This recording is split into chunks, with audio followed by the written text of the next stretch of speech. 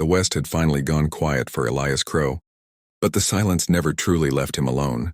It followed him like a shadow stretching long across the plains, whispering the names of men, buried beneath wooden markers and memories best left untouched. He was a retired cowboy now, at least in name.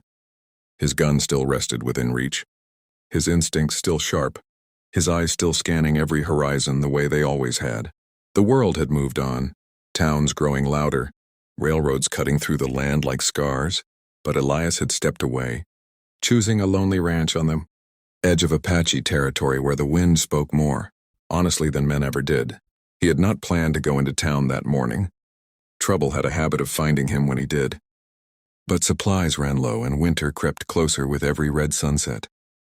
The trading post buzzed with its usual chaos, horses stamping, men laughing too loudly, money changing hands with promises no one intended to keep. Elias was turning to leave when he heard it. Not a scream, not a plea, something worse, silence. The kind forced into a person when resistance has already been punished out of them. Behind the main building, a wagon stood half covered in canvas.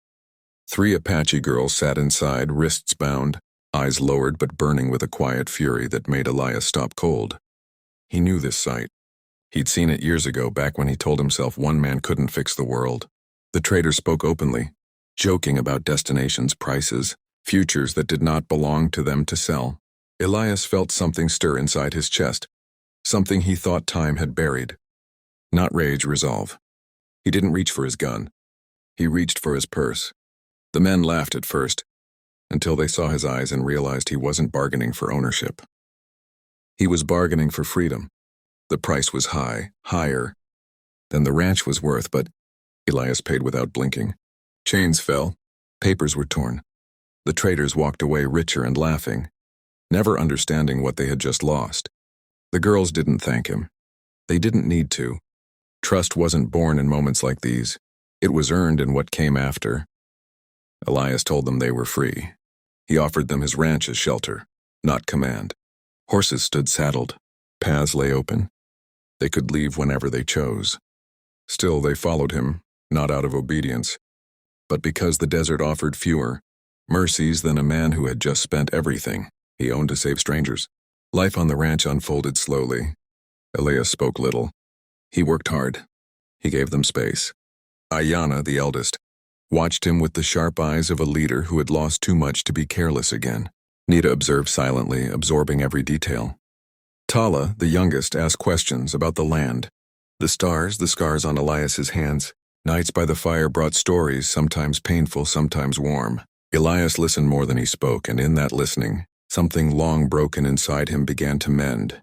Danger had not vanished, though. Word traveled fast in the West. Men came sniffing around, curious about the rumors of a lone cowboy harboring Apache women on his land. Elias made it clear with posture and presence that his ranch was not a place to test fate.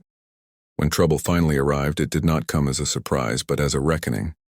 Elias stood his ground, not just for them, but for himself, for the man he had once been and the man he was choosing to become. By the time winter settled in, something unspoken had formed between them.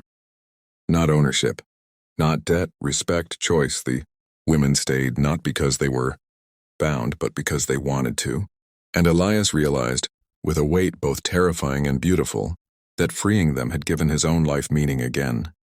Before the fire died that night, Elias understood one undeniable truth. This was only the beginning, and none of them would ever walk away unchanged.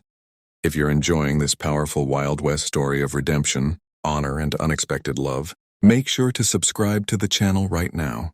Stories like this don't just entertain, they stay with you.